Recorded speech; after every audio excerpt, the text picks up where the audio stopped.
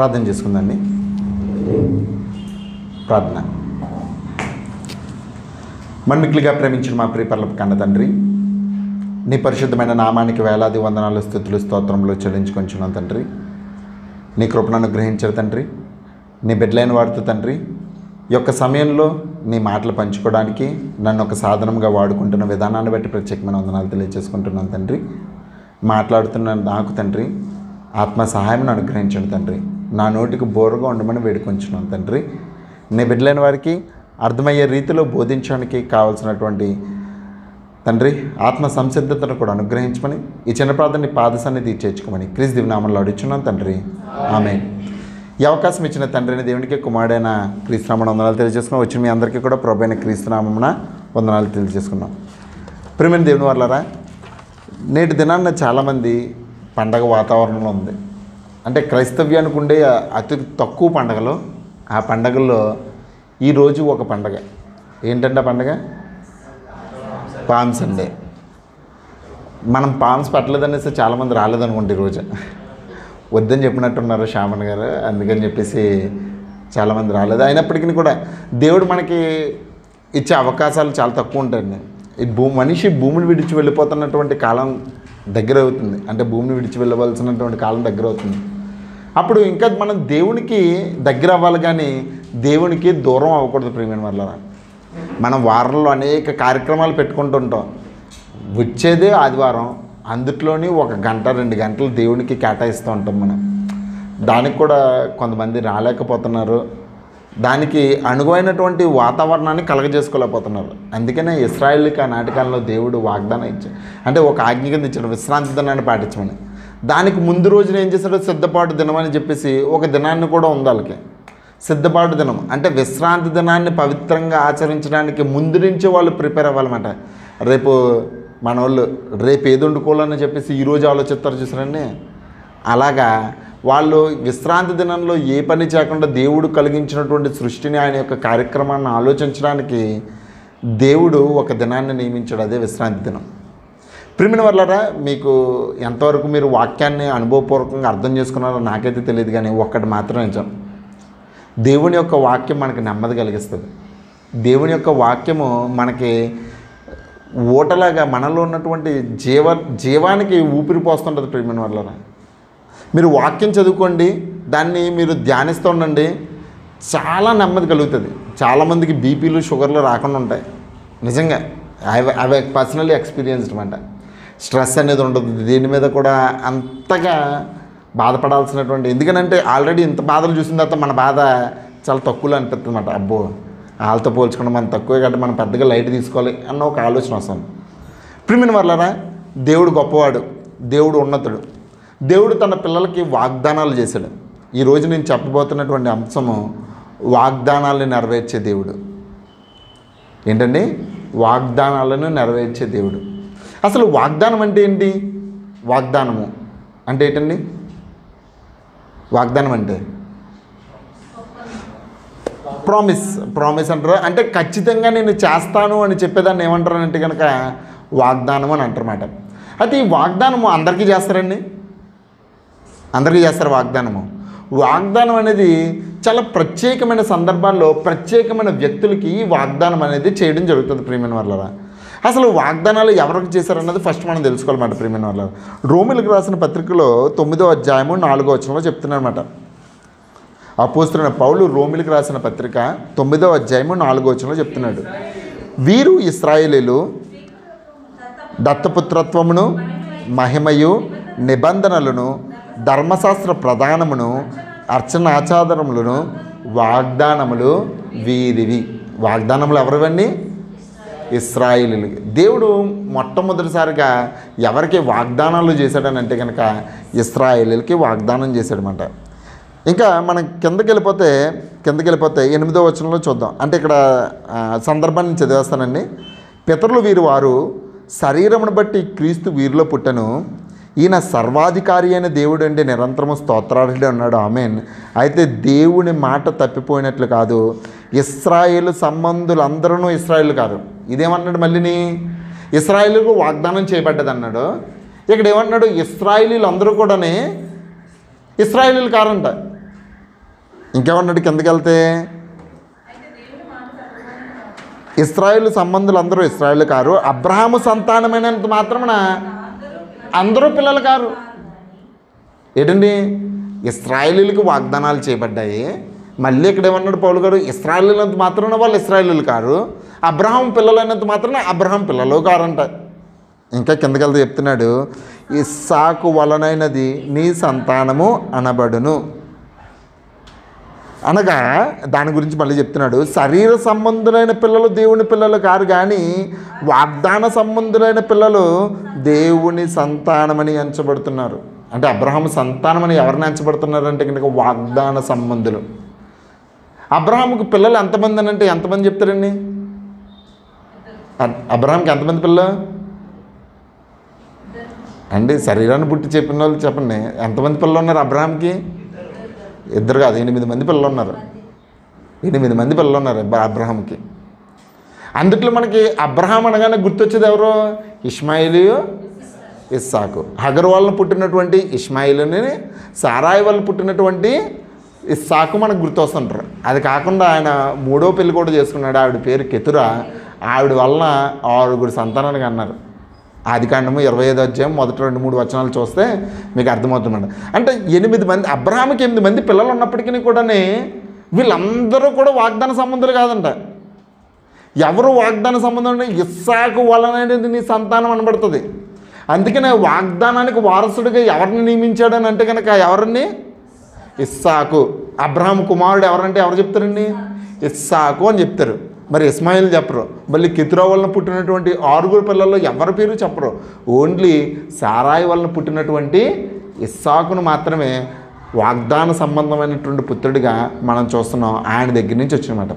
అంటే ఇశ్రాయేలు అంటే దేవుడు అందరికీ వాగ్దానం ఒక కామన్ స్టేట్మెంట్ ఇచ్చినప్పటికీ ఇక్కడ అబ్రహాముకి ఆ వాగ్దానాన్ని బట్టించి ఉద్దేశం ఏంటంటే కనుక వాగ్దాన సంబంధులు కొంతమంది ఉంటారండి.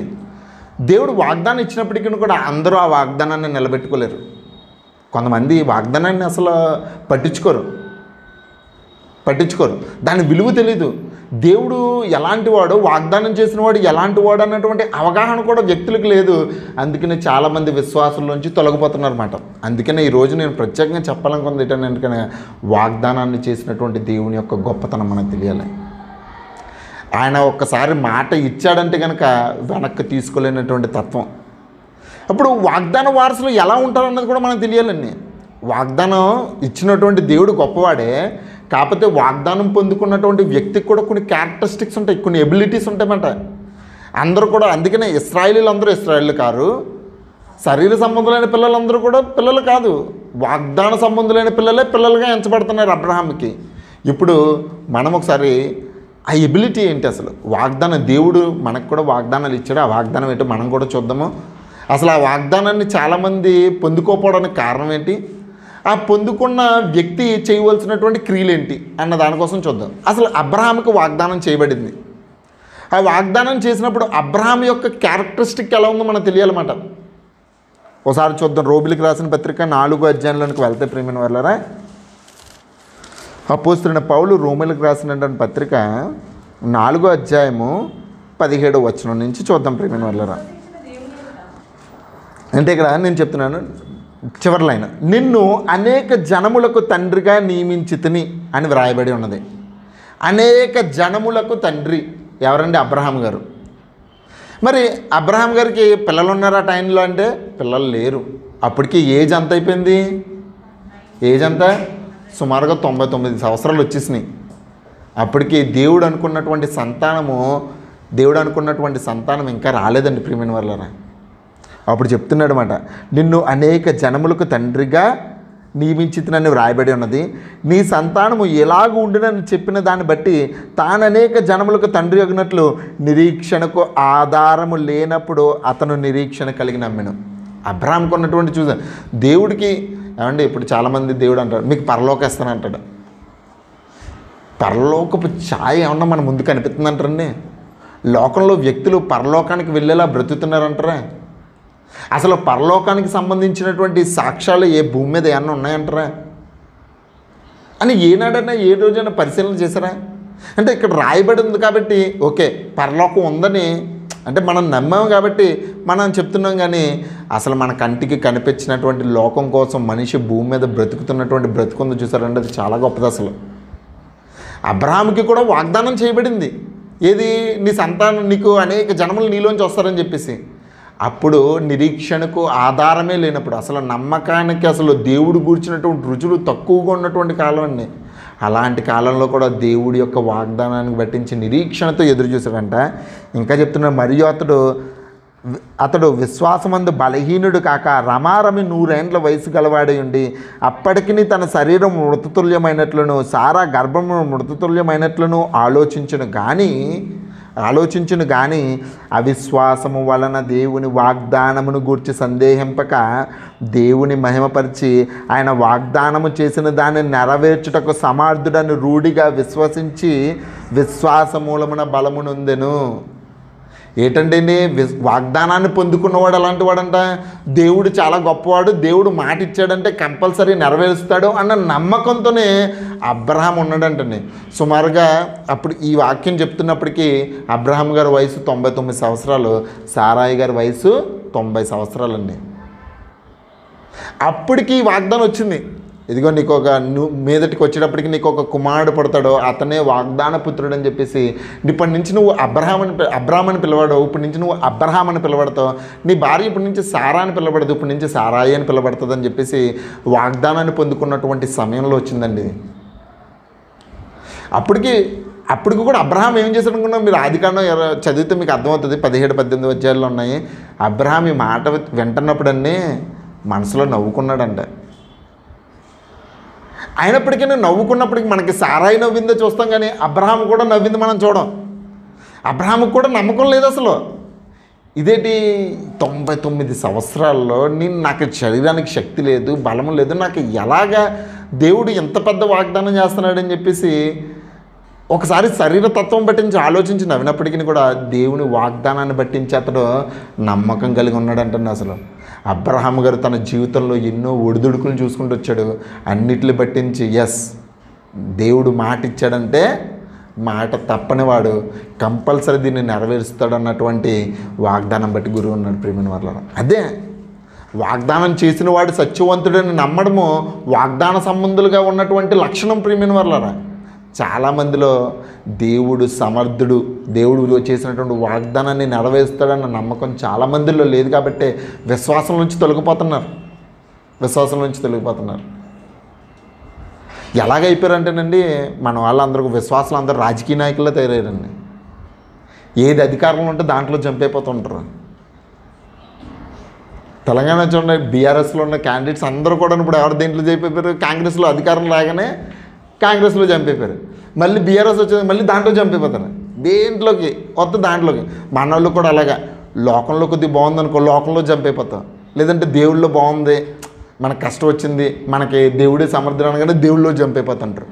ఇలాగా జంపింగ్ క్యారెక్టర్లు ఎక్కువైపోయినాయి. కాకపోతే అబ్రహాం అలా లేడు. కష్టం వచ్చిన అబ్రహాం గారి కాలంలో కరువు వచ్చింది, అబ్రహాం గారి కాలంలో ఇబ్బందులు వచ్చాయి, అబ్రహాం కాలంలో అనేక మంది తన సొంత వారిని తీసుకుని వెళ్ళిపోయారు, అనేక మంది రాజులు దాడి చేశారు, తన సొంత వారిని తీసుకుని వెళ్ళిపోయారు. అయినప్పటికీ కూడా అన్నిటిలో నుంచి కూడా అబ్రహాం అలా నిలకడగొన్నాడు. అబ్రహాం అంటే సాత్వికుడు అనుకున్నారు, మంచివాడు, గొప్పవాడు. కాకపోతే ఆయన పిల్లలు ఆయన దాని జోలికి వస్తే మాత్రం ఆయన చాలా ఉగ్రుడైపోతాడు అసలు.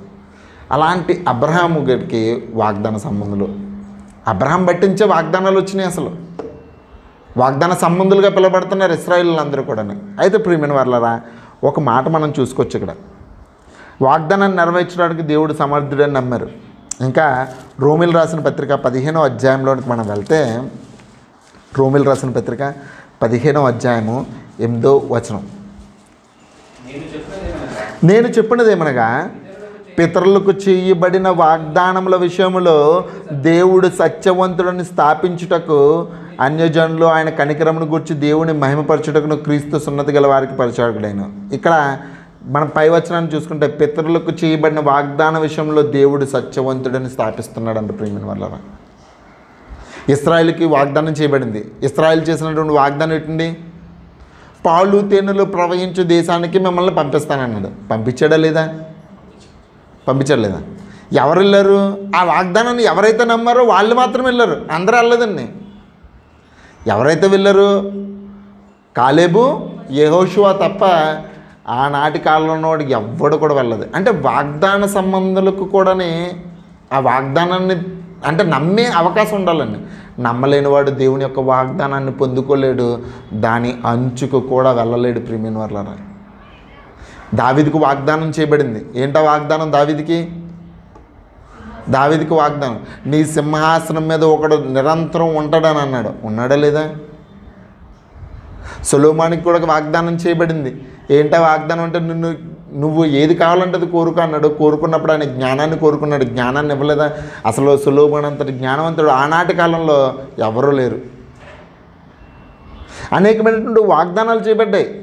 ఇంకా ఇశ్రాయేలులకు కూడా చేయబడ్డాయి. ఆనాటి కాలంలో ఇశ్రాయేలుకు కూడా వాగ్దానం చేయబడ్డది. ఆ వాగ్దానం చేయబడిన వాడే క్రీస్తు. క్రీస్తు గురించి అనేక లేఖనాలు ప్రవక్తల గ్రంథాల్లో రాయబడి ఉంది. మనం దాని గురించి సంభాషణ కాదు, కానీ నేటి సందర్భానికి పట్టించి ఒక వాక్యాన్ని నేను వెతుకోవాలని ఆశపడుతున్నాను. అదేంటంటే కనుక మత్తయి సువార్తలోనికి వెళ్తే, మత్తయి సువార్త 15వ అధ్యాయము అందరూ ఈరోజు చర్చించుకునేటువంటి అంటే వివరించుకునేటువంటి అంశం. ప్రియమైన వాళ్ళరా, మత్తయి సువార్త 21వ అధ్యాయము మొదటి నుంచి. ఆయన యెరూషలేముకు సమీపించి, ఇది జరుగుతున్నటువంటి సందర్భం ఎప్పుడనంటే కనుక యేసుక్రీస్తు వారిని సిలువ వేయడానికి వారం రోజుల ముందుగా జరుగుతున్నటువంటి సందర్భం మాట. ఆయన యెరూషలేములోకి వచ్చేసాడు. యెరూషలేములోకి వచ్చేసిన తర్వాత శిష్యులకు ఆజ్ఞాపిస్తున్నాడు, ఇదిగో మీరు గ్రామంలోనికి వెళ్ళగానే కట్టబడి ఉన్నటువంటి ఒక గాడిద యొక్క పిల్ల మీకు కనబడుతుంది. వాటిని విప్పుకొని రండి. ఎవడైనా మీతో ఎందుకని కావాలని అన్నారంటే కనుక చెప్పండి, ఇది ప్రభువుకు కావాల్సి ఉన్నదని చెప్పండి అని అన్నాడనమాట. ఎందుకు ఇదంతా జరుగుతుందంటే కనుక ఇశ్రాయేలులకు ఒక కార్యక్రమం అర్థం కావాలి. అంటే ఒక దాన్ని గుర్తు చేయడానికి యేసుక్రీస్తు వారు దీన్ని చేస్తున్నాడు అనమాట. ఆనాటి కాలంలో యేసుక్రీస్తు వారికి ఆ సిచ్యువేషన్ జరుగుతున్నప్పుడు వాళ్ళకి పాతన జరిగినటువంటి ఒక సందర్భం గుర్తుకు రావాలన్నది కార్యక్రమం మాటిది. ఆల్రెడీ దీని గురించి లేఖనాల్లో కూడా రాయబడి ఉంది. జకర్యా గ్రంథము 9వ అధ్యాయం 9వ వచనంలో మనం చూసుకున్నట్లయితే దీని గురించినటువంటి సందర్భం ఉంటుందన్నమాట. ఇదిగో నీ రాజు సాత్వికుడై గాడిదను భారవాహక పసిపిల్లయ్యన చిన్న గాడిదను ఎక్కి నీ యొద్దకు వచ్చుచున్నాడని సీయోను కుమారుతో చెప్పుడే. ఇదిగో నీ రాజు. ఎవరు రాజీనా? ఇశ్రాయేలును పరిపాలించడానికి దేవుడు పంపించినటువంటి రాజు. దావీదు సింహాసనాన్ని నిరంతరము ఉంచడానికి నిర్ణయింపబడినటువంటి రాజు. తన ప్రజలను వారి పాపముల నుండి విడిపించడానికి అనేకమైనటువంటి అన్యజనులందరినీ కూడా ఆయన దగ్గరికి చేర్చుకోవడానికి నియమింపబడిన రాజు. పుట్టుకతోనూ పుట్టినటువంటి రాజు, నిరంతరము స్తోత్రార్హుడైనటువంటి రాజును దేవుడు అనుగ్రహించాడు. ప్రియమైన వారలారా, ఇదిగో నీ రాజు. ఇదే ప్రశ్న పిలాతు అడుగుతాడు. చూడండి, అది సేమ్ ఇలాగ ఉంటుంది. చూడండి, యోహాను సువార్త 19వ అధ్యాయం 5వ వచనంలో చూసుకున్నట్లయితే, యోహాను సువార్త 19వ అధ్యాయము 5వ వచనం చూసుకొచ్చాను.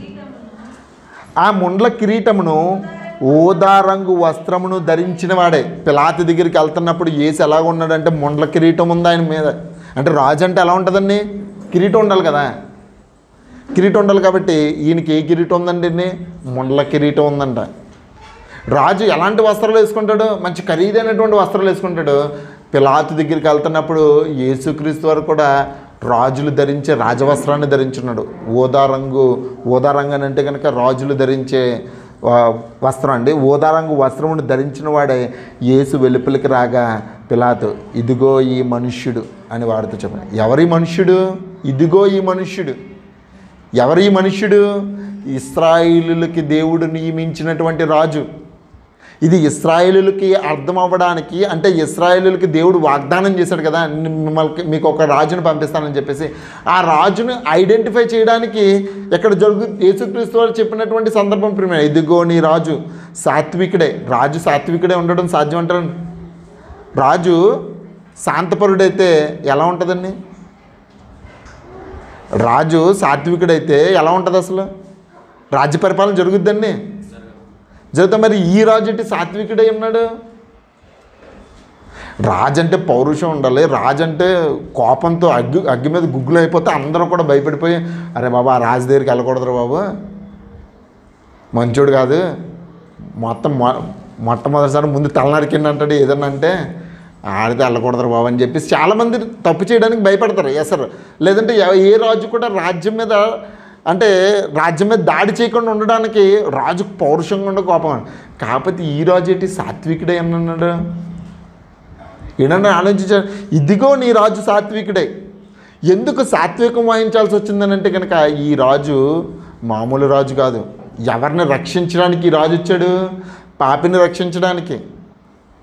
పాపిని రక్షించాలి అని అంటే కనుక సాత్వికం చాలా అవసరం, సహనం అవసరం, దీర్ఘశాంతం అవసరం. లేదంటే కనుక పాపిని రక్షించడం అనేది సాధ్యం కాదు ప్రియమైన వాళ్ళరా. మోషే సాత్వికుడు కాబట్టి 40 సంవత్సరాలు ఇశ్రాయేలు నడిపించాడు. అదే ముక్కోపు అయితే ఇసుకలో పాతేసి చంపేసేవాడు. అవునా కదా? మోషే సాత్వికుడు కాబట్టి ఎన్ని సంవత్సరాలు నడిపించాడండి? 40 సంవత్సరాలు వాడించాడు.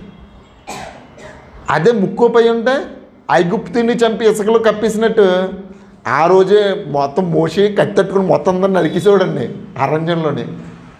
అంత సాత్వికం లేకపోతే అంటే ఒక పాపిని రక్షించాలంటే మనకేం కావాలి? సాత్వికం కావాలి. అందుకనే ఇక్కడికి వచ్చినటువంటి రాజు ఎలాంటి రాజు అంటే, ఇదిగో నీ రాజు సాత్వికుడే, గాడిదను భారవాహక పసిపిల్లయ్యన చిన్న గాడిదని ఎక్కి నీ యొద్దకు వచ్చినాడని సియోను కుమార్తో చెప్పుడి. ఇది ఎవరికి చెప్పమన్నాడు? సియోను కుమార్తో చెప్పమన్నాడు. సియోను కుమార్ అంటే ఎవరండి? ఇశ్రాయేలీలకి చెప్పడానికి సూచనగా జరుగుతుందండి. దీని సందర్భాన్ని మనం ముందుకు వివరించుకుంటూ వెళ్తే మనకి ఇంకా ఉంటుంది. ఆయన వెళ్తున్నప్పుడు ఏం చేశారండి? ఖర్జూరపు మట్టలో నరికి మనకి దారిలో వేసినట్టు, లేదంటే కనుక బట్టలన్నీ కూడా వస్త్రాలన్నీ కూడా తీసుకొచ్చి వేసినట్టు. దీనికి ప్రతి దానికి కూడా ఒక్కొక్క అర్థం ఉంది ప్రియమైన వాళ్ళరా. మనం ఆ అర్థాన్ని తెలుసుకోవాలి. అర్థాన్ని తెలుసుకుంటే మనకి చాలా బాగుంటుంది ప్రియమైన వాళ్ళరా. ఒకసారి ఇంకా ఆలోచిద్దాం. మత్తయి సువార్త 15:21 సియోను కుమారు అంటే ఏంటంటే ఇశ్రాయేలీలు కాని వారిని దేవుడు యాక్సెప్ట్ చేయలేని నాటకాల్లో. ఎందుకంటే ఈ వాగ్దానం ఎవరికి చేయబడిందంటే కనుక ఇశ్రాయేలీలకు చేయబడింది. ఇంకా చూద్దాం. మత్తయి సువార్త 21:6 శిష్యులు వెళ్ళి యేసు తమకు ఆజ్ఞాపించిన ప్రకారము చేసి ఆ గాడిదను దాని పిల్లను తోలుకొని వచ్చి దాని మీద బట్టలు వేయగా ఆయన బట్టల మీద కూర్చుండెను. జనసమూహం అనేకులు దారి పొడుగున బట్టలు పరిచిరి. దారి పొడుగున పరిచయం అంటారు. ఎవరికి పరుస్తారండి? దారి పొడుగున ఎవరికి పరుస్తారు బట్టలు? రాజులకి, సెలబ్రిటీస్కి. ఇక్కడ చూసారో లేదో మీరు, ఇక్కడ టైల్స్ చూసారు కదండి. ఇక్కడ చూడండి, బ్లాక్ కలర్ టైల్స్ ఉంది. అదేంటండి? అది ప్రత్యేకంగా వేయించారు. ఇక్కడ ఎవరన్నా నడవడానికి, ప్రత్యేకమైనటువంటి వ్యక్తులు నడవడానికి ప్రత్యేకంగా ఏం చేసినటువంటి టైల్స్ మాట. అంటే కార్పెట్ వస్తే బాగోదని చెప్పేసి అనేసి ఇలా వేసారన్నమాట. ఇది అంటే ఒక ప్రత్యేకతను గుర్తు చేయడానికి, యేసు ప్రత్యేకతను గుర్తు చేయడానికి. ఇలాంటిదే సందర్భం 2 రాజుల గ్రంథంలో జరిగిందండి. ఇలాంటిదే సందర్భం 2 రాజులు 9:13 చూసుకొచ్చింది. 2 రాజులు 9 మొదటిదో ఒకసారి చూసుకుని తర్వాత 13 వెళ్దామండి. అంతటి ప్రవక్తకి ఎలీషా ప్రవక్తల శిష్యుల్లో ఒకరిని పిలవనంపించి అతనితో ఇట్లను, నీ నడుం బిగించుకొని ఈ తైలపు గిన్నె చేత పట్టుకొని రామోద్గిలాదునకు పోయి అచ్చట ప్రవేశించినప్పుడు నింషీకి పుట్టిన యెహోషాపాతు కుమారుడైన యెహూ ఎక్కడున్నాడని అతన్ని తెలుసుకొని దర్శించి అతని సహోదరుల మధ్య నుండి అతన్ని చాటుగా రప్పించి లోపల గదిలోనికి తీసుకొని పోయి తైలపు గిన్నె తీసుకొని అతని తల మీద తైలము పోసి, నిన్ను ఇశ్రాయేలు మీద పట్టాభిషిక్తునిగా చేసితనని యెహోవా సెలవిచ్చున్నాడు అతనితో చెప్పమని చెప్పాడు. ఇక్కడ ఆల్రెడీ అక్కడ ఒక రాజు ఉన్నాడు. ఆల్రెడీ ఇశ్రాయేలుని ఏలుతున్నటువంటి రాజు ఉన్నాడు. అతడు దేవుడు ఏర్పరచుకున్నటువంటి రాజు కాదు. ఇప్పుడు ఆ రాజుని దేవుడు మార్చడానికి ఉద్దేశం కలిగి ఉన్నాడు. ఆ రాజుని ప్రకటించడానికి ఎలీషా ఒక ప్రవక్తల్లో ఉన్నటువంటి ఒకరిని పంపించి, ఇదిగో నువ్వు యెహోను కనుక్కొని అతను పట్టాభిషేకం చేసి దేవుడు నిన్ను ఇశ్రాయేలు మీద రాజుగా నియమించాడని చెప్పన్నప్పుడు, ఆ తర్వాత సందర్భంలో ఏమవుతుందంటే, అదిగో ఆ వెర్రివాడు వచ్చాడు కదా, వెళ్ళిపోతున్నాడు, ఏం చెప్పాడు నీకు అని అన్నప్పుడు, అతను నాకేం చెప్పలేదు అన్నప్పుడు, అయితే మళ్ళీ అందరూ కూడా దబాయించి అడిగినప్పుడు విషయాన్ని చెప్తారనమాట. అప్పుడు వాళ్ళు చేసినటువంటి సందర్భం చూడండి, 13వ వచనం. అంతటా వారు అది అంటే 12వ వచనం. కాబట్టి వారు అదంతయు వట్టిది, జరిగిన దాన్ని మాకు తెలియజెప్పని అతడు ఇట్లను, నేను నిన్ను ఇశ్రాయేలు మీద పట్టాభిషిక్తునిగా చేయుచున్నాడని యెహోవా సెలవిచ్చున్నాడని అతడు నాతో చెప్పెను. అంతటా వారు అతి వేగరంగా తమ తమ వస్త్రములు పట్టుకొని మెట్ల మీద అతని కింద పరిచి బాకా ఊదించి యెహూ రాజై ఉన్నాడని చాటించిరి. ఏంటండి, బట్టలు పరిచి ఇలాంటి కార్యక్రమము యేసుక్రీస్తు జరుగుతున్నప్పుడు, ఎస్ దేవుడు నియమించినటువంటి రాజు ఇతడే అని ఇశ్రాయేలులకు అర్థం కావాలని చెప్పేసి, గాడిద మీద వచ్చినటువంటి ఒక రాజు కూడా ఉన్నాడు. ఎవరా రాజు అండి?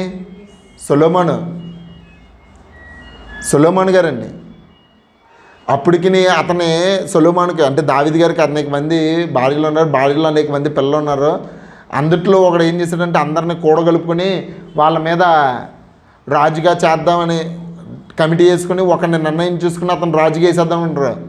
రాజుగా చేసేద్దామని నిర్ణయం తీసుకున్నప్పుడు అది నాతానుకుని దావీదుకును ఎవ్వరికి తెలియలేదు మాట. ఇది రహస్య ఒప్పందం మాట, రాజకీయం, ఏదో రాజకీయం అధికారం కోసం. అలా జరుగుతున్నటువంటి సందర్భంలో నాతానును తర్వాత వచ్చి సొలొమోను బత్షెబా వీళ్ళందరూ వెళ్ళి దావీదుని అడిగితే, అబ్బబ్బే ఇది కాదు, సొలొమోనే రాజు అవ్వాలి అని చెప్పేసి దావీదు ఏం చేస్తాడంటే సొలొమోన్ని పట్టాభిషేకం చేసి కంచర గాడిదను ఒకటి తెప్పించి గాడిద మీద బట్టలు పరిచి దాని మీద వచ్చేసి సొలొమోన్ని ఎక్కించి బాగా ఊదించి పంపించాడు.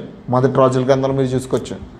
అంటే ప్రతిదానికి కూడా వాళ్ళకి ఏం తెలుస్తుందని అంటే కనుక ఇశ్రాయేల్ ఐడెంటిఫై చేయాలి, దేవుడు ఏర్పరిచినటువంటి రాజు ఇతడే అని చెప్పేసి వీళ్ళందరికీ అర్థమవ్వాలన్న ఉద్దేశంతోనే ఇదిగో నీ రాజు సాత్వికుడే భారవాహిక పసిపిల్ల అయిన చిన్న గాడిదని యొక్క నీ యొద్దకు వచ్చుచున్నాడని సియోను కుమారుతో చెప్పుడని చెప్పాడు. అలా వెళ్తున్నప్పుడు వారు చెట్ల కొమ్మలను నరికి దారి పొడుగున పరిచిరి. జనసమూహంలో ఆయనకు ముందు వెళ్ళుచుండని వారందరూ వెనక వచ్చిన వారందరూ దావీదు కుమారునికి జయము, ప్రభుపేట వచ్చుచున్నవాడు స్తుతింపబడును గాక అని చెప్పాడు. ఏంటంటే దేవుడికి చల్లాల్సినటువంటి స్థుతులు యేసుక్రీస్తు వారు తీసుకున్నట్టుగా మనం చూడొచ్చు ఇక్కడ. అసలు యేసుక్రీస్తు వారిని స్తోత్రార్హుడు అనొచ్చా? ఎందుకు స్తోత్రం చేయాలి? ఎందుకు ఆయనకి అంత ఘనత అంత మహిమ ఇవ్వాలని అంటే కూడా దానికి కూడా ప్రణాళిక లేకపోలేదు ప్రియమైన వారలారా, దానికి కూడా లేకపోలేదు. ప్రకటన గ్రంథము 5వ అధ్యాయంలోనికి మనం వెళ్తే, ప్రకటన గ్రంథము 5వ అధ్యాయము 9వ వచనం చూసుకున్నట్లయితే అక్కడ జరుగుతున్నటువంటి సందర్భం, ఆ పెద్దలు, నీవు గ్రంథమును తీసుకొని దానిని విప్పుటకు యోగ్యుడవు, నీవు వధింపబడిన వాడవై నీ రక్తమిచ్చి ప్రతి వంశములోని ఆయా భాషలు మాట్లాడేవారిలోని ప్రతి జనములోనూ ప్రతి ప్రజలోనూ దేవుని కొరకు మనుషులను కొని మా దేవునికి వారికి ఒక రాజ్యంగాను యాజకులుగాను చేసితివి గనుక వారు భూలోకమందు ఏలుదురని కొత్త పాట పాడుదురు. మరియు నేను చూడగా సింహాసనమును జీవులను పెద్దలను ఆవరించి ఉన్న అనేక దూతల స్వరం వినబడను. వారి లెక్క కోట్లాది కొల్లగా ఉండెను. వారు వధింపబడిన గొర్రెపిల్ల శక్తియు ఐశ్వర్యమును ఘనతయు జ్ఞానమును బలమును మహిమయు స్తోత్రమును పొందను అర్హుడని గొప్ప స్వరముతో చెప్పుచుంటిరి. చూడండి, మనము చాలామంది ఇప్పుడున్న కాలంలో యేసుక్రీస్తు వారికి స్తోత్రాలు చెప్పాలంటే కనుక, లేదంటే కనుక ఆయన్ని గణపరచాలంటే కనుక ఇదిగో దేవుణ్ణి వ్యతిరేకిస్తున్నట్టుగా ఉంటున్నారు. అసలు పరలోకంలో జరిగినటువంటి సందర్భం, కోటాను కోట్ల దేవదూతలు, అనేక మంది పెద్దలు, అనేక మంది అందరూ కూడా కూడి స్తోత్రాలు చేస్తున్నారంట పరలోకంలో. భూమి మీద ఉన్నటువంటి మనం చేయడానికి ఇది అవుతుంది, కానీ కోటాను కోట్ల మంది దేవదూతలు స్తోత్రం చేస్తానంటే. ఎందుకనంటే కనుక ఆయన చేసినటువంటి కార్యక్రమం అంత గొప్పది. ఎందుకంటే దేవుడికి కావాల్సినటువంటి అనేకమైనటువంటి ప్రజలను దేవుడి దగ్గరికి చేర్చడానికి ఆయన శిలువ మీద అర్పించినటువంటి ప్రాణత్యాగాన్ని బట్టించి ఆయన నిరంతరము స్తోత్రార్హుడే ఉన్నాడు. అందుకని ఆయనకు స్తుతులు చెల్లించాలి, అందుకని ఆయన్ని మనం కొనియాడాలి. ఆయన చేసినటువంటి త్యాగం చాలా గొప్పది ప్రియమైన వాళ్ళరా. ఎవడు పెడతాడండి?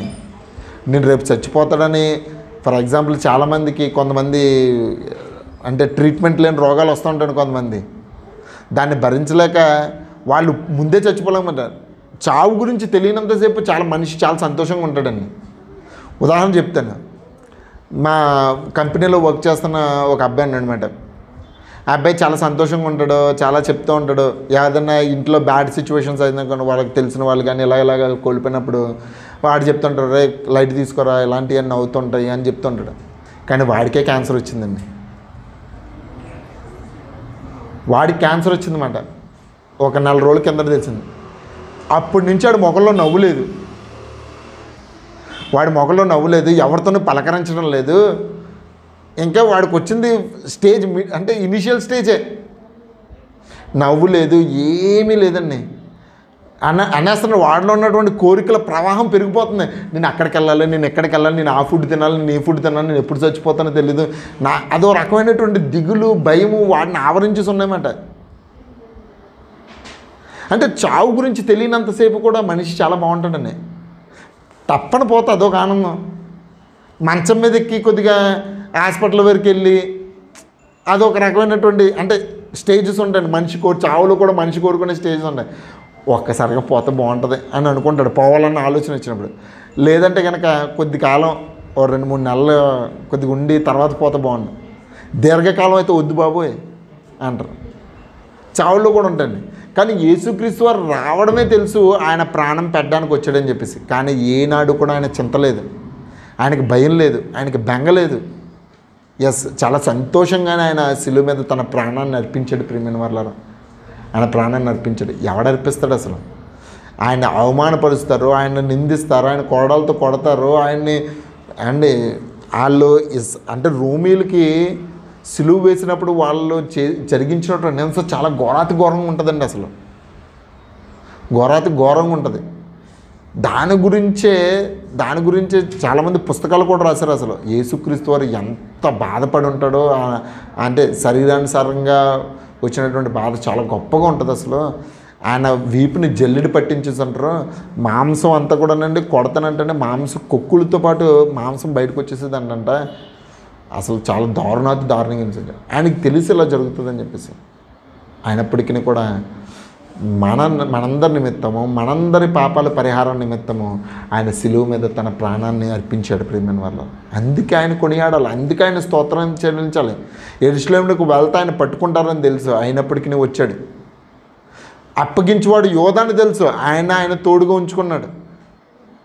అదిగో గెత్సెమనే తోటకు వెళ్తే అక్కడ ఆయన పట్టుకుంటారని తెలుసు, అప్పటికి కూడా ఆయన అక్కడే ఉన్నాడు. ఆ చీకట్లో ఎవరో తెలియదు. అప్పటితో పాటు శిష్యులు కూడా ఉన్నారు. ఆయన ఎవరో తెలియదు, గుర్తుపడడానికి లేదు. ముద్దు పెట్టుకుని మనిషి కుమారుని అప్పగిస్తున్నామని చెప్పేసి అన్నాడు. అయినప్పటికీ కూడా అక్కడ ఉన్న సైనికులకి కన్ఫ్యూజన్ వస్తే ఎవరిని వెతుకుతున్నారని ప్రభువుని అడిగారు. ఇదిగో యేసుక్రీస్తు పలానా వ్యక్తిని వెతుకుతున్నా, ఆయన్నే నేనని చెప్పేసి అన్నాడు. తప్పించుకోవడానికి అనేక మార్గాలు ఉన్నప్పటికీ కూడా యేసుక్రీస్తు వారు తప్పించుకోవడానికి అసలు పడలేదు అసలు. ఎందుకనంటే కనుక ఇదిగో దేవుడు నిర్ణయించిన దాని ప్రకారం నేను వెళ్ళాలి, నా మరణం వల్ల అనేక మందికి పాప నివారణ కలగాలి. ఎవడు వెళ్తాడనంటే ఆయన వెళ్ళాడు. అనుగ్రహించాడో లేదు ఇశ్రాయేలుకి, వాగ్దాన పుత్రుని నీకు కుమారుడు అనుగ్రహింపబడతాడని అన్నాడు. అనుగ్రహించాడు. అంటే వాగ్దానం చేసిన వాడు ఎలాంటి వాడు అని అంటే కనుక నమ్మదగిన వాడు, చేసిన దాన్ని నెరవేర్చడానికి సామర్థ్యం కలిగిన వాడు, మాట ఇస్తే తప్పనివాడు. మనం మాట ఇచ్చి తప్పిపోతాం. ఎన్నిసార్లు మాట ఇచ్చి తప్పు ఉంటాండి. మనమైతే తప్పిపోతుంటాం, దేవుడైతే తప్పనివాడు. ప్రియమైన వాళ్ళను అందుకనే ఆయన పట్టించి మనం కొనియాడాలి. ఎఫెసీయులకు రాసిన పత్రిక 3వ అధ్యాయం 6వ వచనం చూసుకున్నట్లయితే ప్రియమైన వాళ్ళారా, ఎఫెసీయులకు రాసిన పత్రిక 3వ అధ్యాయము 6వ వచనం. ఈ మర్మం ఏదనగా క్రీస్తు వచ్చేసాడు. క్రీస్తు వచ్చిన తర్వాత ఎలాగ ప్రక్రియ జరిగించాడంటే కనుక ఇశ్రాయేలీయులని అన్యజనులని లేకుండా ఇద్దరిని ఏకం చేశాడు. ప్రియమైన వాళ్ళ అది అబ్రహాముకు చేసినటువంటి వాగ్దానం. అన్యజనుల ప్రవేశం అనేది ఎప్పుడంటే కనుక ఇదిగో అబ్రహాముకు చేసినటువంటి వాగ్దానం. నీ యందు సమస్త అన్యజనులు నేను ఆశీర్వదిస్తానన్నాడు చూసారండి. ఆశీర్వాదానికి మూలమే యేసుక్రీస్తు వారు.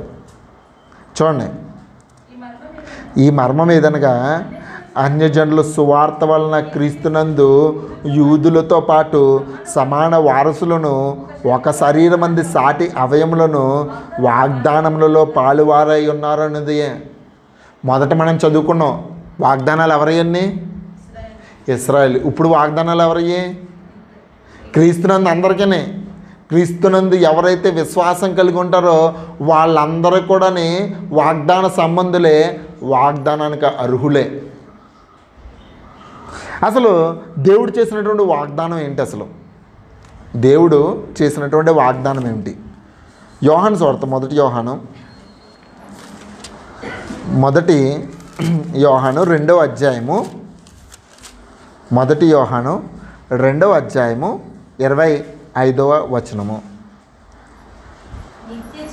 నిత్య జీవము అనుగ్రహించిననిదయే ఆయన తానే మనకు చేసిన వాగ్దానము.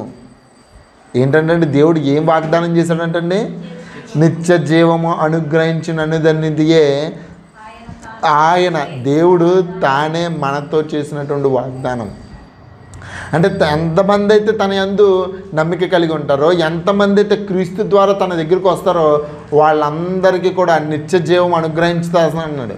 అంటే చావు లేని జీవితము, బాధ లేని జీవితము, అసలు అంటే మనకున్నటువంటి ఎటువంటి లోటు లేనటువంటి జీవితం, అద్భుతమైన లోకాన్ని దేవుడు ఇవ్వబోతున్నాడు.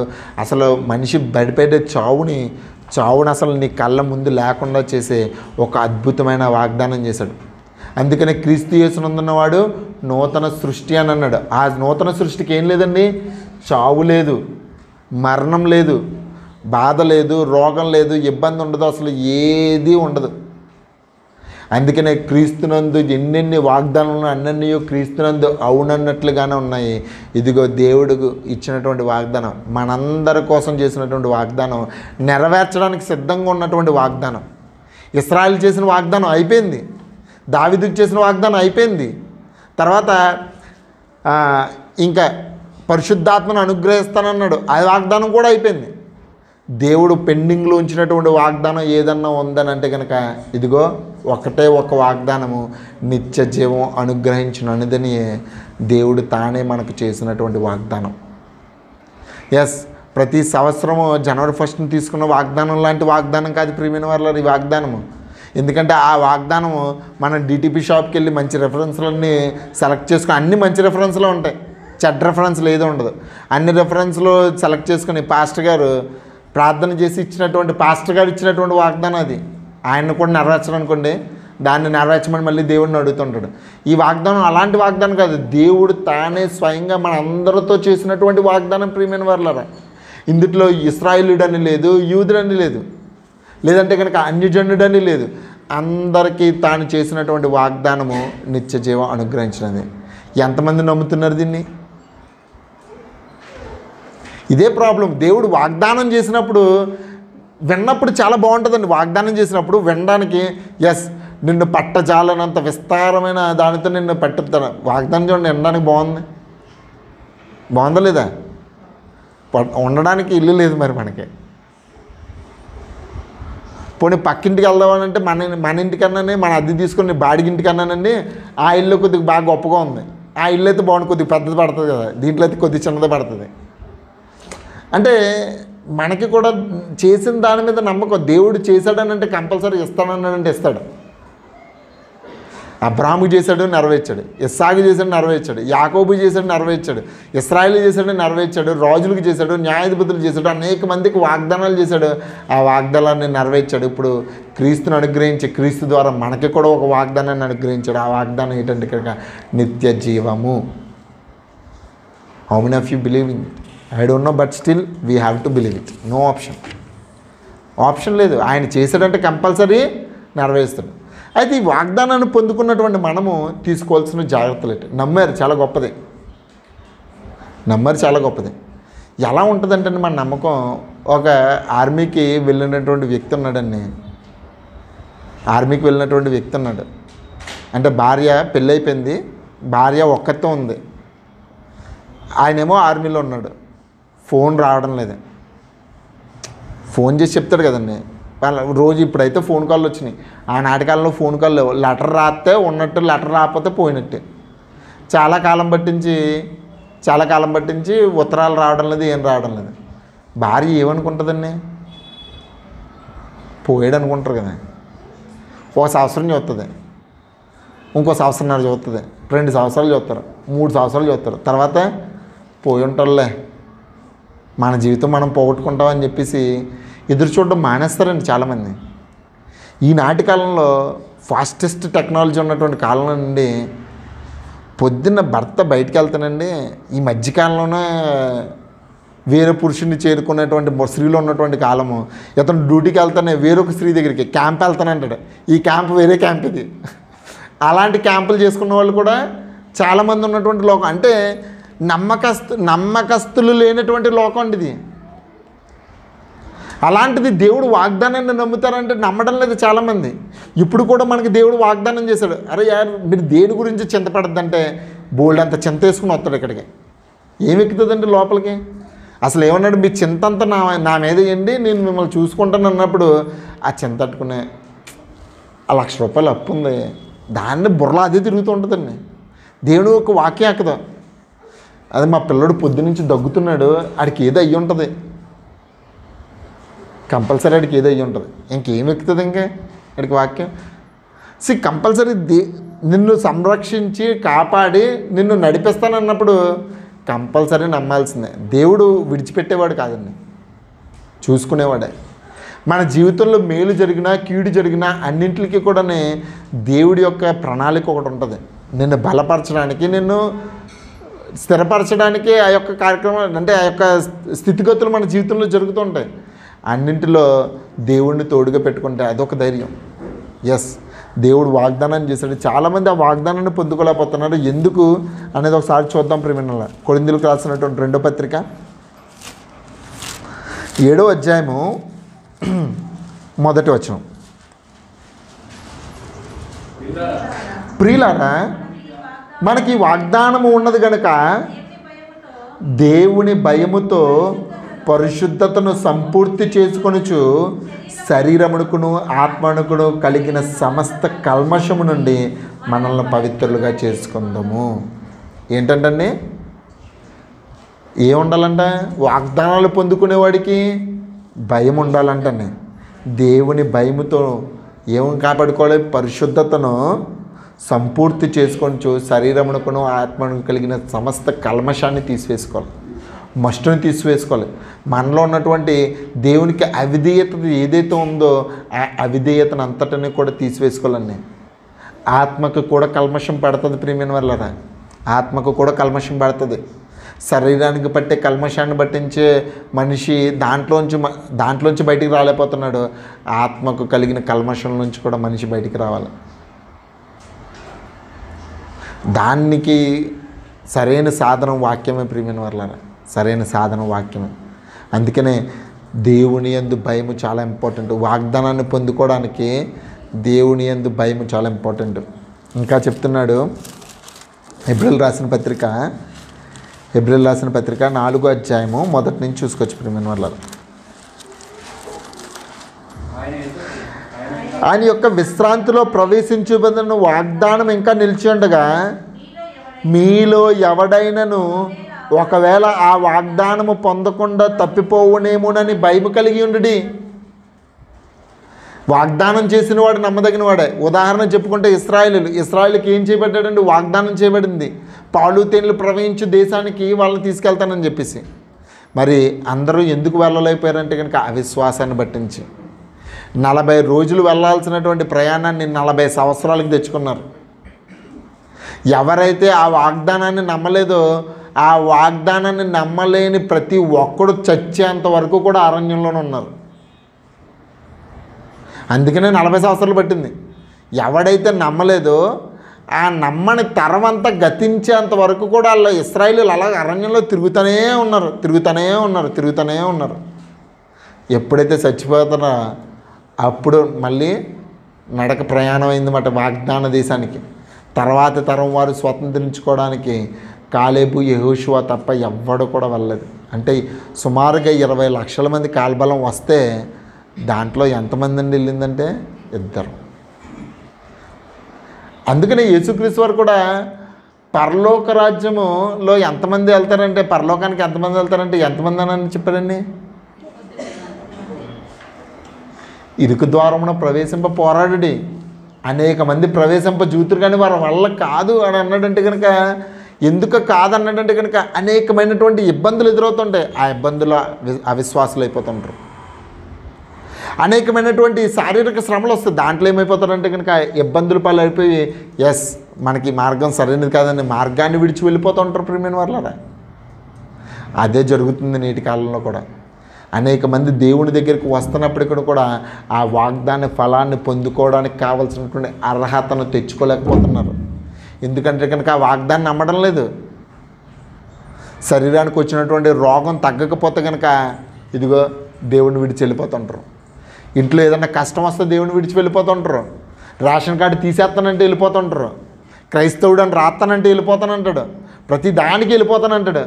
ఎందుకనంటే కనుక దేవుడి మీద నమ్మకం లేనివాడు జరిగించినటువంటి క్రియలు ఈ విధంగా ఉంటాయి. అందుకని ఇలాంటి వారికి దేవుడు వాగ్దానం లేరు. అందుకని దేవుడు వాగ్దానాన్ని పొందుకోవడానికి మనకేముండాలి? భయం ఉండాలి. ప్రియమైన వాళ్ళ భయం. అందుకని చెప్తున్నాడు, మీలో ఎవడైనానో ఒకవేళ ఆ వాగ్దానం పొందకుండా తప్పిపోవునేనని భయం కలుగుతుంది. వారికి ప్రకటింపబడినట్లు మనకును ప్రకటింపబడిన కానీ వారు వినిన వారితో విశ్వాసం గలవారే కలిసి ఉండలేదు కనుక విన్న వాక్యము నిష్ప్రయోజనమైంది. ఇశ్రాయేలుకి ఏ విధంగా అయితే ప్రకటింపబడిందో మీకు కూడా ప్రకటింపబడుతుంది. ఇదిగో దేవుడు మీ అందరికీ కూడా పాలు తేనెలు ప్రవహించదే. నిజంగా నేను అప్పట్లో అనుకున్నాను, పాలు తేనెలు ప్రవర్త అంటే నిజంగా పాలు తేనె ప్రవర్తదేమో అనుకున్నాను. తెలియక ఫస్ట్లో పాలు తేనెలు ప్రవహించే దేశం ఎక్కడ ఉందిరా అనుకున్నాను. అంటే సస్యశ్యామ అండ్ ఇశ్రాయేలు వెళ్ళిన ప్రాంతాలు అంటేదండి ఎడారి ప్రాంతం అండి. ఎడారి ప్రాంతం. ఇప్పుడు కూడా చాలామంది క్రైస్తవుల్ని ఎద్దేవా చేస్తుంటారు ఎడారి మతాలని చెప్పేసి. ఎవరిని? ఇస్లామ్స్ని, తర్వాత క్రిస్టియన్స్ని ఎడారి మతాలు అని అంటారు. అయ్యో ఎడారి మతాలే, ఎడారి ప్రాంతమే ఇప్పుడు ప్రపంచానికి అవసరమైనటువంటి ప్రాంతం. ప్రపంచంలో ఎక్కువ ఆయిల్ ఎక్కడ అవుతుందని అంటే కనుక అక్కడే ప్రపంచానికి కావాల్సినటువంటి ఆయిల్ అక్కడి నుంచి ఆ ఎడారి ప్రాంతంలోంచి వస్తుంది. వ్యవసాయం, అసలు ఎడారి ప్రాంతంలో వ్యవసాయం అనేది చాలా కష్టమైందండి. కానీ వ్యవసాయంలో ఉన్నటువంటి మెలుకులు అన్నీ కూడా ఆ ఎడారి నుంచి వస్తున్నాయి. టెక్నాలజీ కానీ అన్నీ కూడా అక్కడ సస్యశ్యామలైనటువంటి దేవుడు వాగ్దానం. ఎడారిలో ఏటరు బాబు, ఎడారిలో పాళ్ళు తినాలనుకున్నా అసలు నిజంగానే అప్పుడు ఆ భూభాగం ఎంత గొప్పదానిగా దేవుడు ఆనాటి కాలంలో చేశాడో మనకు అర్థం కాలే. ప్రియమైన వల్ల ఇప్పుడు కూడా మనకు కూడా వాగ్దానం చేయబడింది. ఆ వాగ్దానం నిత్య జీవాన్ని శరీర కోరికల కోసము, శరీరానికి ఉన్నటువంటి ఆశల కోసము, లోకంలో ఉన్నటువంటి భూ సంబంధమైన వాటి కోసం పోగొట్టుకోవద్దు. విలువైనటువంటి దాన్ని విలువతోనే సంపాదించుకోవాలి. విలువైన దాన్ని విలువతోనే సంపాదించుకోవాలి. మీరు బంగారం కొనుక్కోవాలనుకుంటున్నారు, బంగారానికి మళ్ళీ దానికి ఏం కావాలి? మీరు విలువైనటువంటి ధనాన్ని ఇస్తేనే బంగారం ఇస్తారు, లేకపోతే ఇస్తాడండి? ఇవ్వడు. మీరు ఒక బైక్ కొనుక్కోవాలను, బైక్ ఎంత విలువైనదే. ఆ విలువకి నువ్వు కూడా విలువైన దాన్ని ఒకటి ఇవ్వాలి. ధనమైన దాన్ని ఏదంటే వస్తు రూపేణ ఏదోటి ఇవ్వాలి, లేకపోతే ఆడు ఇవ్వడు నీకు. అది నువ్వు ఒక భూమిలో ఇక్కడ భూభాగాన్ని కొనుక్కోవాలనుకున్నావు, దానికి కూడా నువ్వు ఏది ఇవ్వాలి? ఒక విలువైన దాన్ని భూభాగాన్ని కొనుక్కోవాలనుకుంటే కనుక నువ్వు కూడా ఒక విలువైన దాన్ని ఇవ్వాల్సిందే. ఇక్కడ నీకు విలువైనది ఏదన్నా ఉందంటే కనుక దేవుని యందు నువ్వు ఉన్నటువంటి విశ్వాసమే. వాగ్దాన ఫలాన్ని పొందుకోవాలంటే కనుక విశ్వాసము చాలా ప్రాముఖ్యము. అందుకని అంటాడు, విశ్వాసులకి కలుగుతున్నటువంటి శోధనలకు వల్ల కలుగుతున్నటువంటి దానివల్ల నీ విశ్వాసం ఎంత మెరుగైనదో పరీక్షింపబడుతుంది ప్రియమైన వాళ్ళ. అందుకనే శోధనను బట్టించి మీరు మరీ ఎక్కువగా దేవునికి దగ్గర అవ్వడానికి అవకాశం ఉంది.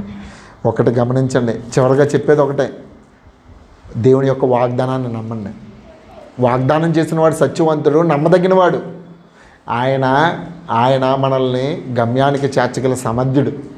కాకపోతే నీ యొక్క విలువను కూడా పెంచుకో. నీ యొక్క విలువను పెంచుకోవడం చాలా అవసరం. దేవునికి యోగ్యమైన అర్హతగా నువ్వు మార్చబడాలి, యోగ్యమైన పాత్రగా నువ్వు మారాలి. నీ యొక్క విలువను కూడా విశ్వాసం ద్వారా పెంచుకోవాలి. ఎప్పుడైతే పెంచుకుంటావో ఆ వాగ్దానం నీ ఎడల నెరవేర్పు అవుతుంది ప్రియమైన వాళ్ళ, నెరవేర్పు అవుతుంది. అబ్రహాము ఇప్పుడు ప్రస్తుతానికి ఆ వాగ్దాన ఫలాన్ని పొందిపోయినప్పటికీ కూడా, అంటే వాగ్దానం అంటే పరలోకాన్ని పొందుకోలేనప్పటికీ కూడా దాన్ని పొందుకుంటాడు. ఇస్సాకు పొందుకుంటాడు, యాకోబు పొందుకుంటాడు. తన తర్వాత వచ్చినటువంటి ఇశ్రాయేలులో ఉన్నటువంటి వాగ్దాన సంబంధమైన ప్రతి వారు కూడా వాగ్దాన ఫలాన్ని పొందుకుంటారు. భూ సంబంధమైన బాధ్యతని దేవుడు వాగ్దానం ఇచ్చినప్పుడు పొందుకున్నప్పుడు, పరలోక సంబంధమైనది జ్యోతిర్మయుడకు దేవుని యొద్దను ఇచ్చినటువంటి వాగ్దాన ఫలాన్ని కూడా మనిషి పొందుకుంటాడు. ప్రియమైన వల్ల ఒకటే హెబ్రీయులకు రాసిన పత్రిక 10వ అధ్యాయం 36వ వచనం. హెబ్రీయులకు రాసిన పత్రిక 10వ అధ్యాయం 36వ వచనం. మీరు దేవుని చిత్తము నెరవేర్చిన వారైతే, చూడండి, దేవుని చిత్తమును నెరవేర్చిన వారైతే, దేవుని చిత్తం ఏంటి అసలు భూమి మీద? మేకా 6:8 మేకా గ్రంథము దేవుని యొక్క చిత్తము. దేవుడు నిన్ను పెద్ద పెద్ద చర్చిలు కట్టమని, లేదంటే పెద్ద పెద్ద విలువైన వస్తువులు ఇవ్వమని, లేదంటే కనుక దేవుడికి సంబంధించినటువంటి ఏయో కార్యక్రమాలు కాదు, కానీ దేవుని యొక్క చిత్తం ఏమిటి అని అంటే కనుక మేకా 6:8 ఒకసారి చదవండి. మనుషులారా, ఏది ఉత్తమమో అది మీకు తెలియజేయబడినది. న్యాయముగా నడుచుకుంటాయో, కనికరమును ప్రేమించడు, ఇదే కదా దీన మనస్సు కలిగి నీ దేవుని ఎదుట ప్రవర్తించుటయో, ఇదే కదా నీ దేవుడు నిన్ను అడుగుచున్నది. నీ దేవుడు నిన్ను ఏది అడగడం లేదు. నీతిగా నడుచుకో, దీన మనస్సు కలిగి ఉండు, భయభక్తులు కలిగి ఉండు, లేని వారికి ఆదుకో. నీకున్నటువంటి స్థితిగతులు బాగుంటే కనుక మొదటి యాకోబు రాసిన పత్రిక 1వ అధ్యాయం చివరి వచనం చూసుకున్నట్లయితే, దిక్కులేని పిల్లలను, విధవరాలను వారి ఇబ్బందుల్లో పరామర్శించు, ఇహలోక మాలిన్యం నీకు అంటుకోకుండా కాపాడుకో. అదే నువ్వు కనుక ఈ యొక్క చిత్తాన్ని నువ్వు నెరవేర్చిన వారు అయితే కనుక వాగ్దానం పొందు నిమిత్తము నీకు కొద్దిగా ఓరిమ అవసరమైనది, ది పేషెన్స్. ఇదిగో సంవత్సరం అంతా కూడా నేను పాపం చేయకుండా అపవిత్రంగా ఉన్నాను, దేవుడు నాకు ఇచ్చినటువంటి వాగ్దానం నేను పొందుకోలేదు కనుక ఇదిగో నెక్స్ట్ ఇయర్ నేను పాపం చేస్తున్నా అని వెళ్ళావు అనుకో, ఏమవుతుంది? ఉన్నదాన్ని అంతా కూడా కాపాడుకున్నాడండి. సంవత్సరం అంతా కూడా ఎటువంటి తప్పు చేయకుండా ఉన్నాడు. దొంగతనం చేయకూడదు, ఎగ్జాంపుల్ చెప్తాను, సరే దొంగతనం చేయకూడదు అన్నాను, సంవత్సరం వరకు చేయలేదు. ఈ దొంగతనం చేయకుండా ఉండడం నాకు పెద్దగా ఒరిగింది ఏమీ లేదు, కాబట్టి నెక్స్ట్ జనవరి 1కి కంపల్సరీ నువ్వు దొంగతనం చేయాలనుకున్నా. అలా ఉంటుంది మన బతుకులు. కొద్దిగా ఓరిమ అవసరం, కొద్దిగా అంటే నువ్వు పొందుకున్న దానికి నీకు విలువ చేయకపోవడానికి కొద్దిగా ఓరిమ అవసరమే ఉన్నది. అందుకనే ఇంకా చెప్తున్నాడు, ఇంకా 37 వచ్చాయి. ఇక కాలం బహు కొంచెముగా ఉన్నది, వచ్చుచున్నవాడు ఆలస్యం చేయకవచ్చును. నా ఎదుట నీతిమంతుడైన వాడు విశ్వాస మూలంగా జీవించును, కానీ అతడు వెనుక తీసిన యెడల అతని యందు నా ఆత్మ సంతోషింపదు. నాకు ఈ వాక్యం చదువుతున్నప్పుడు అండి చాలా బాధ అనిపిస్తుంది. ఎందుకంటే క్రైస్తవులకి దేవుడు ఇచ్చినటువంటి బెస్ట్ అవకాశం ఏంటనంటే కనుక నిత్య జీవాన్ని స్వతంత్రించుకొని పవిత్రులుగా, పరిశుద్ధులుగా బ్రతకడానికి ఎన్నో గొప్ప సంగతులు బైబిల్లో రాయించినప్పటికీ కూడా దాన్ని చదవలేకపోతున్నాడు, దాన్ని అర్థం చేసుకోలేకపోతున్నాడు, దాని ప్రకారంగా బ్రతకలేకపోతున్నాడు. ఎందుకంటే లోకాసలను అనుసరించడం వల్ల ఎంత మంచిదాన్ని పోగొట్టుకుంటున్నాడు, ఎంత విలువైన దాన్ని పోగొట్టుకుంటున్నాడు. అండి అది తలుచుకున్నప్పుడు చాలా బాధ అనిపిస్తుంది. ఎందుకు మనిషి బ్రతకలేకపోతున్నాడని, ఎందుకు బ్రతకలేకపోతాం? దేవుడు సహాయకుడు ఉంటానన్నాడు, లేదంటే కనుక మనల్ని సాక్షులుగా అనేక మంది మన కళ్ళ ఎదుట జరిగిస్తున్నప్పటికీ కూడా మనిషి దేవునితో అంటుకట్టలేకపోతున్నాడండి. అవిశ్వాసంలో ఉండిపోతున్నాడు, వెనుక తీసి వెళ్ళిపోతున్నాడు. అలాగా అంటే చివరి వరకు వచ్చి, డోర్ వరకు వచ్చి లాక్ తీసే సమయానికి వెళ్ళిపోతున్నాడు. ఏది లేదనుకుంటున్నాడు. డోర్ తెరిస్తే గొప్పది ఉందండి. తలుపు బయట ఉండి నీకు ఏది కనిపించకపోవడం వల్ల ఏమీ లేదనుకో, డోర్ తెరిస్తే గొప్పది ఉంది. దేవుడు తీయడానికి సిద్ధంగా ఉన్నాడు, వచ్చి తీసేంత వరకు ఓపికగా మనిషికే లేడు. అదే బాధ. ఇదేంటి ఎంత ప్రణాళిక, ఎంత ప్రక్రియ, ఎంత జరిగించినప్పటికీ కూడా ఎందుకు వెళ్ళిపోతున్నారు అన్నదే ఆయన ఆత్మ బాధపడుతుందంట, సంతోషించడం లేదంట అసలు. అయితే మనము నశించుటకు వెనుతీయవారము కాక ఆత్మను సంరక్షించుకుంటకు విశ్వాసం గలవారం ఉన్నాం. కొద్దిగా ఆలస్యం అవుతుంది, శ్రమలు వస్తాయి, ఇబ్బందులు వస్తాయి, అన్నీ వస్తాయి. అన్నింటిలో నుంచి కూడా మనల్ని తప్పించుకోవడానికి మార్గాన్ని దేవుడు ఆల్రెడీ సిద్ధపరిచాడు. మనకు అన్నింటిలోనూ కూడా వాగ్దాన ఫలాన్ని పొందుకోవడానికి కావాల్సినటువంటి ప్రతి ప్రక్రియను దేవుడు మనకి అనుగ్రహించాడు. కాబట్టి చెప్పేది ఒక్కటే, అవిశ్వాసంతో ఉండొద్దు. ఆయన విలువైన దాన్ని మనకి ఇవ్వడానికి సిద్ధంగా ఉన్నాడు. నీ యొక్క విలువను పెంచుకో, మంచి ప్రవర్తన కలిగి ఉండు.